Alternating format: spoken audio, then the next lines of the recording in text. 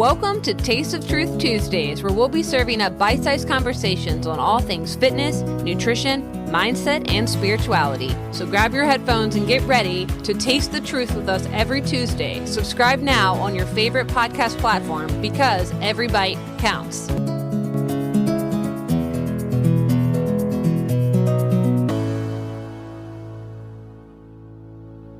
Hey, welcome back to Taste of Truth Tuesday, wellness warriors and truth seekers. This week, we are hopping back onto our detour of deconstructing the conspiratorial narrative, where we're diving through my personal journey and some eye-opening trends that are happening in today's world. I spent a good chunk of my adult life caught up in some pretty cult-like dynamics. First, there was my stint in a multi-level marketing company from 2016 to 2020. Yep, you heard that right. And if you know me personally, you know all about that. I got sucked into this world, which only fueled my disordered eating habits from high school. Those products were all about unrealistic body standards and made my relationship with food a total mess. And when I left that behind, I felt super lost without the community. Enter the pandemic. During that crazy time, I got tangled up with conspiracy theories, which eventually led me straight in the arms of high control religion. But wait, it gets even more interesting. Have you heard about the crunchy hippie to alt-right pipeline? This is a wild phenomenon where people just like me who start off into alternative wellness and new age practices slowly get exposed to far-right ideologies. Thanks to social media algorithms and some pretty persuasive influencers who mix wellness content with conspiracy theories and some pretty extreme views, this shift happens without you even noticing. Melaleuca Wellness Box, anybody? So, what are the key points of this pipeline, and how does social media's role in recruitment and brainwashing play into it? Well, that's what we're breaking down in today's episode, and trust me, you don't want to miss it. Let's get into it. So we kicked off this season talking about how during the pandemic, I was one of those new age rebels that was pumped into the conspiracy and conversion to religion pipeline.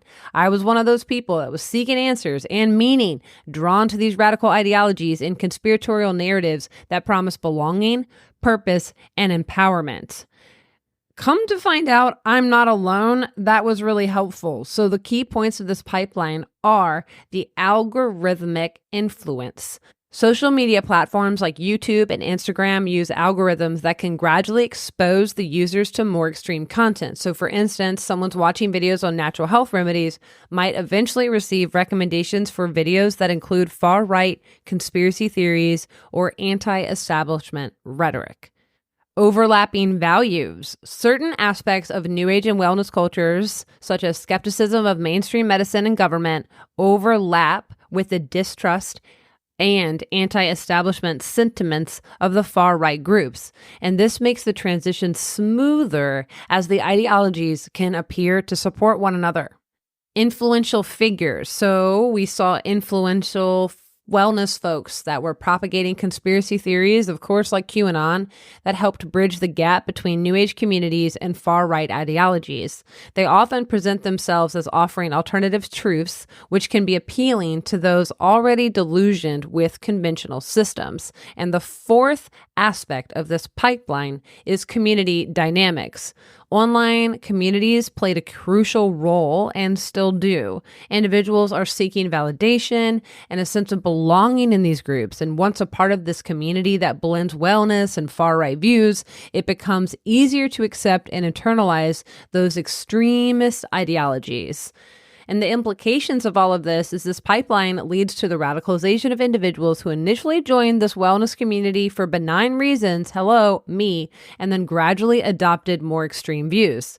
There's polarization here. We'll see the spread of far-right ideologies within wellness spaces, and that contributes to societal polarization and the mainstreaming of conspiracy theories. And I want to pause and say that this research that I'm referencing here talks all about far-right, but I want to say that there is a polarization. That's what it means. There's the far left happening as well. So I think that isn't talked about much in the deconstruction space, but I will definitely bring that to light, but that's not what today's episode is about.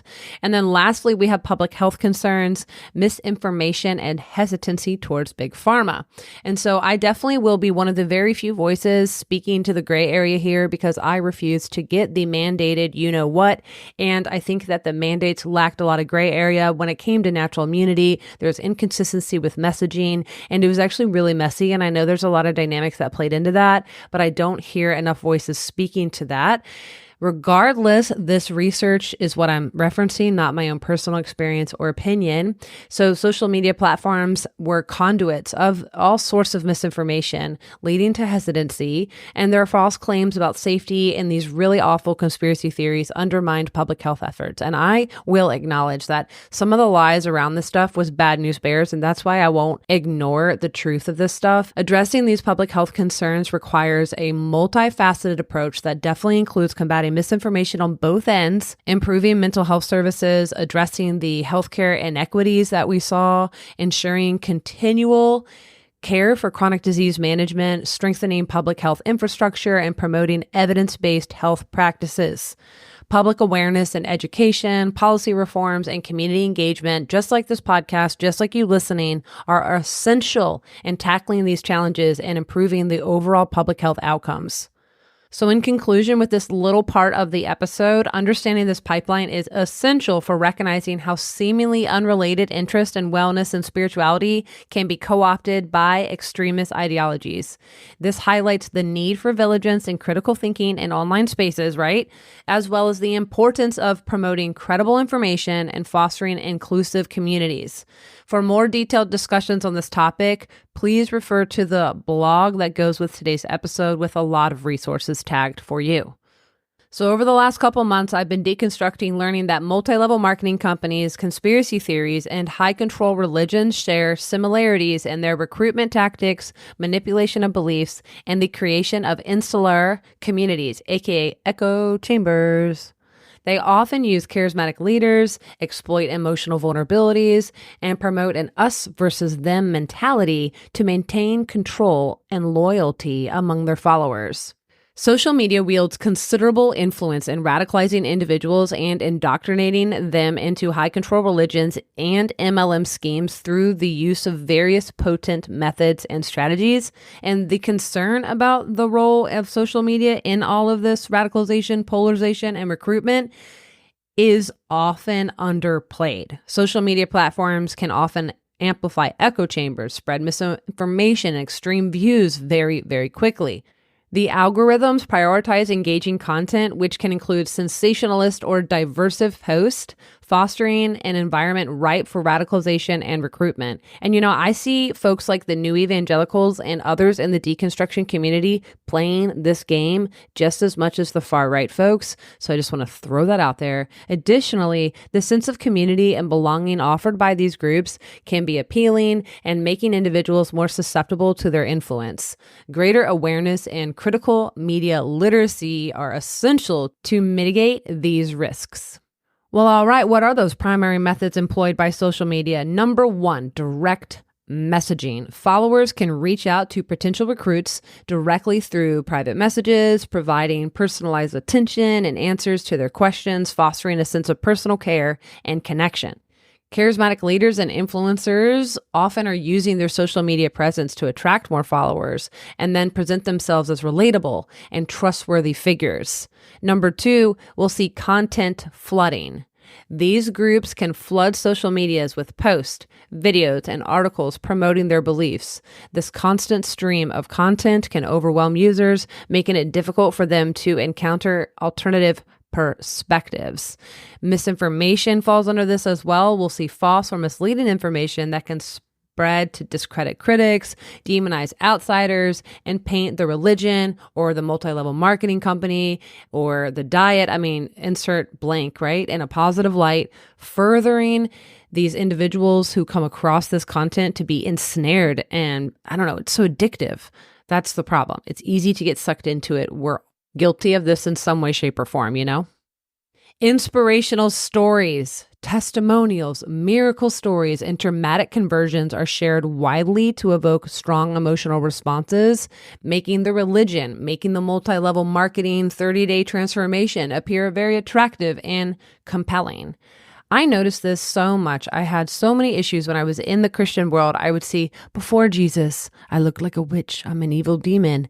After Jesus, oh, I look like a trad wife running through a field of flowers. Like, oh my gosh, I already knew how bad and damaging before and after photos are in the fitness and nutrition world. So I was picking up already on the suspect aspect of what these inspirational testimonials, Jesus Christ healed me of my addiction. Okay, so fear tactics, content that promotes fear and worldly dangers, apocalyptic scenarios, or spiritual consequences, dun dun dun, of not joining the religion can be used to manipulate users into adopting the group's beliefs. I mean, that was my story to the T. I started seeing all the evil in the world, and I was like, wow, if evil is real, then that means good is real. I know a lot of this was influenced from a podcast I was listening to called Not So Secret Societies, which shook up spiritual communities by blending QAnon conspiracies with Christianity. And one of the hosts, Kara, courageously shared her journey from New Age spirituality, where she communicated that she saw spirits as a medium, to finding faith in Jesus. It was deeply emotional, filled with tears, and it left a profound impact. Many of us listening were moved and felt convicted, reflecting on our own personal paths and the implications of Kara's story.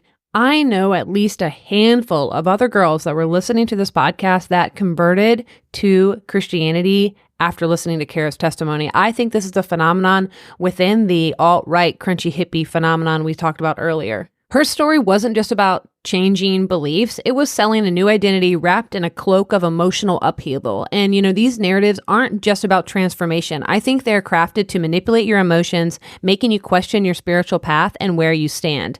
I mean, what is with this black and white worldview that they often peddle? It's like you're either on Team Jesus or you're flirting with the devil, and there's absolutely no middle ground, no shades of gray. I swear this is emotional blackmail designed to push you into a corner and make a choice. And we'll talk about this later, the community aspect with social media and how it impacts recruitment and brainwashing. So joining groups like Not So Secret Societies, which blended these crazy conspiracies, promised so much more than just belonging. In Kara's testimony, it was the golden ticket into the club where you're suddenly among the enlightened, leaving behind those who were still lost in the dark. And here's the kicker. These stories aren't just about sharing personal journeys. I think they're messing with your mind. Have you ever heard of cognitive dissonance? It's an uncomfortable feeling where your beliefs clash. And Kara's story aimed at trying to smooth out that discomfort by nudging you towards her newfound faith. Because who wants to dwell in uncertainty when you can have all the answers, right? And let's not forget the tactics. Emotional manipulation, check. Fear-based messaging, double check. These narratives are not just tales. They are psychological warfare, pulling on your heartstrings to reel you into their world. So next time you scroll past a jaw-dropping fitness transformation or soaking up someone's spiritual awakening, remember, behind the tears and the triumphs lie carefully crafted narratives meant to sway you. Stay sharp, stay skeptical, and remember that real growth isn't about fitting into someone else's picture-perfect story. It's about embracing your messy, imperfect journey, whether that's in your body or in spirit. Number 4, algorithmic targeting. So we kind of talked about this earlier, but social media platforms use algorithms to show content that aligns with the user's existing beliefs or interests, right? And once you engage with that content, you're likely to see more of it. We already know how the algorithm plays and how your explore page plays. So then that also will roll into group isolation. You'll end up joining groups or follow a page on, Instagram, or join a group on Facebook that promotes this ideology, whether it's the MLM or high control religion, effectively creating this echo chamber where dissenting views are absolutely absent. Number 5, that's where we're headed, into virtual communities. So the social media platforms, while there's a lot of benefits to this, I don't want to be a complete hater. The formation of these virtual communities where members can interact, share experiences, and reinforce each other's beliefs. That's good. A sense of community can be powerful. It can draw those of us together who are seeking belonging. Yet there's always downsides to this, right? There's going to be exclusive content. So providing exclusivity, this content where you only get it in the group, and is that good? Is that bad? I'm not sure. We're just throwing all these things out there to talk about, such as live sermons, special teachings, and interactive sessions. And this can create a sense of privilege and a deeper connection among the followers. Just a couple more here. Number 6 is engagement metrics. So we've got likes, shares, comments. They serve as positive reinforcement, that dopamine rush for engaging with content, encouraging users to consume and spread more of it. And that means regular interaction. Frequent interaction with content through daily posts, challenges, and reminders will help condition users' behaviors and integrate the religion or the products into their daily routine. Number 7, multi-platform presence. So both in high-control religions and in multi-level marketing environments, we will see this presence across all platforms: TikTok, YouTube, Instagram, Facebook, and this will ensure that their message reaches users wherever they spend their time online. And there's coordinated campaigns here, right? So we'll see they're coordinated across platforms that can amplify the reach and impact their message much further, creating this pervasive online presence that's really hard to escape. Is your mind turning? Are you thinking of other accounts in your head like me that sound just like this? Final 2, we've got data analytics. So social media platforms, as all of us know, don't seem to care, gather data of user behavior, preferences, and interactions, which can then be analyzed to tailor more effective recruitment and indoctrination strategies. And there's going to be monitoring and policing here. So leaders and members can monitor interaction within their social media groups to quickly address dissent and reinforce the group norms. So I haven't added a lot of personal experience with all these tactics that I participated in or I was manipulated by within the isogenics communities that I was in. But gosh, I just have to say that running my own Facebook group and participating in others, I know very well these tactics, the love bombing, the manipulation, and it's just something that I want to publicly say that I'm sorry that I did. If you were on my team, this is part of me taking responsibility for the harm that I perpetrated, is having multiple episodes about the damage of multi-level marketing and the recruitment strategies so we can build awareness about this. So last and final one is the viral aspect of the content, right? So high quality, engaging, provocative content is more likely to go viral. By exploiting social media's algorithms that prioritizes stuff like this, these groups like MLMs or high control religion can rapidly spread their message to a broader audience. And then we'll see hashtag campaigns here too. Like specific hashtags can help content gain visibility and connect with trending topics and draw users in who might not have actively sought out this particular stuff. And all of this isn't bad. I mean, I make content, I use hashtags. What I definitely don't do is bend down to the algorithm. I definitely don't play into, I try not to be sensationalized. I try not to play into that. And I pay the price for that. So to avoid being recruited into high control religions or multi-level marketing companies on social media, we got to consider these strategies. Be cautious of persuasive tactics. Number 1, watch out for overly aggressive or manipulative recruitment techniques such as love bombing or excessive flattery. Number 2, research the organization. Look into the background and reputation of the group or company before getting involved. Check for any red flags or warning signs of cult-like behavior. And in this day and age, in 2024, we have so much more resources than ever before that looks into this. I'm bringing on my friend Jill from the Opportunity Cost, who does a lot of research into multi-level marketing companies. And there's a lot of other great anti-MLM content creators out there. There's a lot more cult awareness podcast becoming more and more popular. There's documentaries coming out all the time. Number 3, trust your instincts. If something feels off or too good to be true, guess what? It probably is. Listen to your gut instincts. Don't ignore any feelings of discomfort and try to just figure it out later. Make a move, make a change, figure it out later. Number 4, set boundaries. Establish clear boundaries for yourself and stick to them.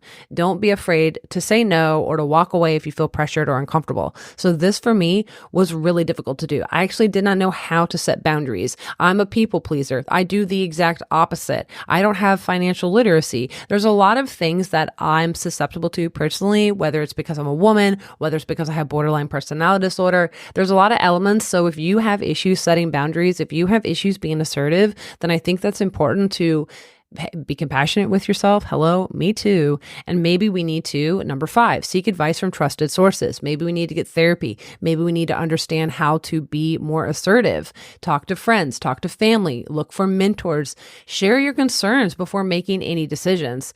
They offer valuable insights and perspectives that you haven't considered. And we need to educate ourselves. That's what I'm here to do. We're trying to learn the tactics and strategies that are used by high control groups and MLMs to recruit and retain members. Being informed can help you recognize and resist the manipulation much more effectively. Hello, past self. Can you hear me? Last and final one, practice critical thinking. Be skeptical of any promises of quick wealth or guaranteed salvation. Warning, alert, alert. Take the time to evaluate the information critically and consider multiple perspectives before making a decision. By staying vigilant and informed, you can protect yourself from falling victim to high control religions or multi-level marketing companies on social media. That's all I have for you today, folks. When it comes to conspiracies, we're not done with this topic. I've got a couple more things that I want to share with you and some of the rabbit hole research that I've gone into, and that's all I'm going to say about that. Until then, maintain your curiosity, embrace skepticism, and keep tuning in. Have a great week.